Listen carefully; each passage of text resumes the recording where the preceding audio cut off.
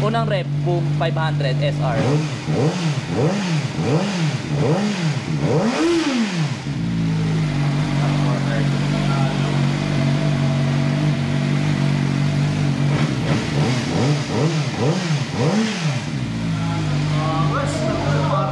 Napakaangas.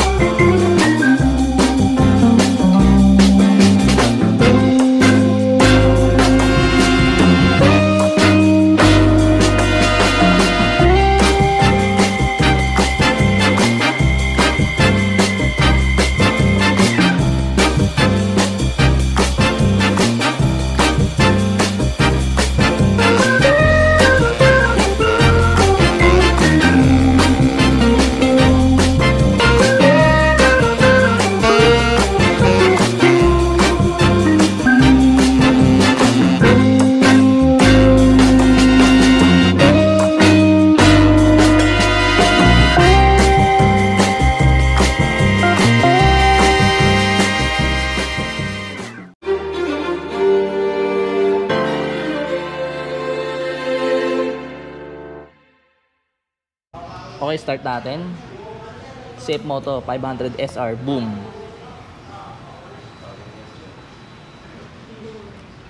Ito lang natin mataos yung load. Yun know?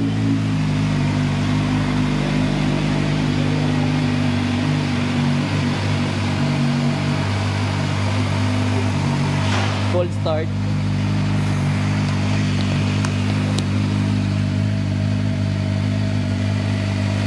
Napakaangas. Inline 4. Okay, nakikita sa panel niya speed, RPM, tapos ito yung sa torque niya, torque and power niya. Possible itong red yung sa ram air once na gumana. Tapos ito yung normal na yung kulay, yung line na ano, puti. Gear indicator, temperature, yan, may bar and digital na temperature, voltmeter, oras. Ito yung traction control niya. Mayroon to traction control na 1 and 2. Tapos dito check engine, ABS, tapos yung sa oil. Pero pag in-start yan, mawawala na rin. Yan. Menu, ito. Set information, basic, voltage 12.4, range kung ilan na ng laman ng tangke. Dyan makikita temperature dito, back, traction control 2, level 1, may level 2, 1 and 2. Pwede rin siya i-off. Itong ESSS is emergency stop signal, na off din siya. Ito naka-on. May activation quick shifter din siya, naka-off or on. On na lang natin. Yung quick shifter nito is up lang. Up shift alert, dyan nakikita. Back lang natin. Yan, pwede may connect yung Bluetooth dito. Via Bluetooth kapag may tumatawag, nanonotify ka. Music, pwede mo ilipat once na nakakonect na yung cellphone mo dito sa TFT display. 5-inch TFT display na rin to. Ito settings nya, device connection. Ito yung pangalan ng Bluetooth. Tapos yung helmet, kung gusto mo i-connect yung intercom dito sa TFT display, pwede rin. Information 1, Odo, piliin natin. Tapos voltage na lang.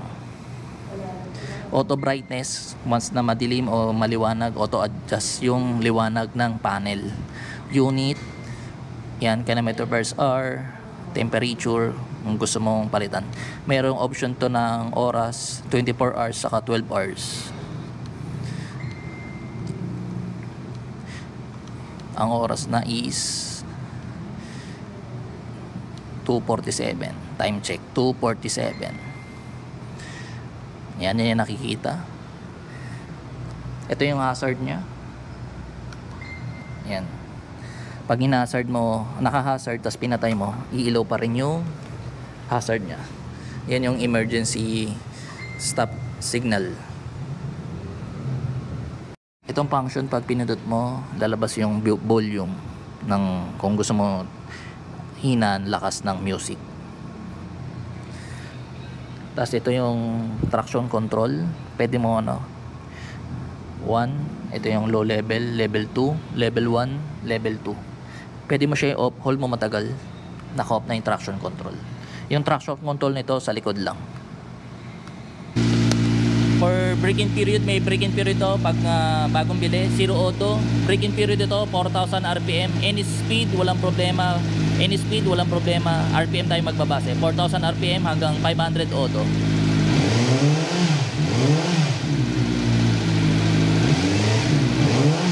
Pag nag 501 auto, pwede na sa 6,000 RPM hanggang 1,000 auto. Pag naka 1,000 auto, sabay change oil, pwede nang sumagad ng RPM.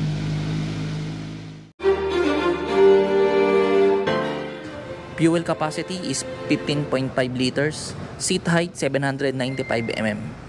Okay, check natin yung seat height mamaya. Upuan natin kung gaano natin ka-reach yung ground kapag nakaupo tayo. Quick shifter din to, up lang yung shifter nito, nasabi ko kanina. Gearbox ito o transmission, 1 down, 5 up.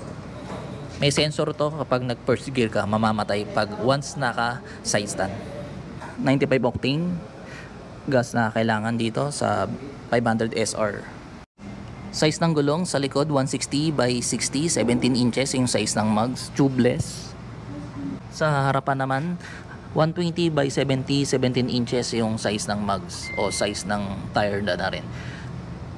Dual disc brake to sa unahan, ABS, front and back. Caliper niya is CF Moto. Tapos upside down fork, inverted, yung telescopic o suspension niya sa unahan. Inline 4, liquid cooled 4 stroke. LED na yung mga turning lights, headlight. Ito yung headlight niya, yan. Tapos ito yung sa park light niya o ram air to, dalawa yan. Dito yan, pag once na tumatakbo ko na sa mabilis, dumadagdag cooling system do sa makina at saka dagdag power once na activated na yung ram air nya. PSI nito sa likod is 36, sa unahan is 33 PSI. Windshield nya may transparent, tapos may steering damper din to, adjustable. Ito yung brake fluid niya sa unahan, plastic. Tapos mayroong mapapansin dito, yan, yung graphics design niya ng clearings niya. Tapos dito rin meron graphics. Ito yung angkasan sa back ride. Okay naman yung upuan niya, smooth at elegant, tsaka makapal. Medyo mataas lang yung seat height ng angkas. Tapos dual exhaust ito, nakalagay sa muffler na. CF Moto 500 SR boom. Kung magpapalit ng muffler, pwede slip on, nakaabang na. Sa taillight naman niya, ito bilog, pero LED na rin to. Dito nakikita yung oil, capacity o yung marumi pa o malinis. Bale, pag change oil 3.1 liters kasama na pagpalit ng oil filter. Bale, kalahati lang siya kasi naka-paddock. Pero pag nakababa, mas dito yan, sa high level. Tsaka ito yung low level niya. USB niyan dito sa left side. Ito USB charger niya o outlet. Dito nakikita. May takip kasi siya. Parang hindi siya visible. Check naman natin yung ilalim ng upuan. Ito, pagbukas, unahin mo na itong nasa taas. Yung sa back seat o sa back ride. Ito yung tools. Tapos hilahin to para mabuksan tong upuan ng rider. Dito nakikita yung battery. Close up natin. Ito yung battery, tapos yung mga fuse ito. ECU, tapos ito yung sa diagnostic, USB. Yan. Kung may problem dito chine-check via computer. Unang rep, boom 500 SR.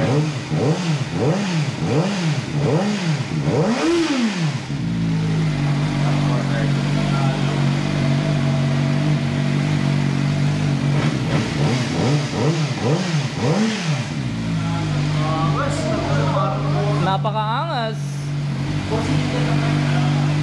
Eh no, yung torque. Ano yung red? Ano yung red?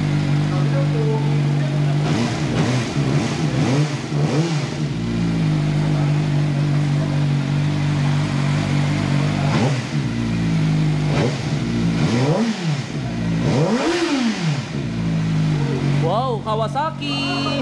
Kawasaki! Naka-set moto.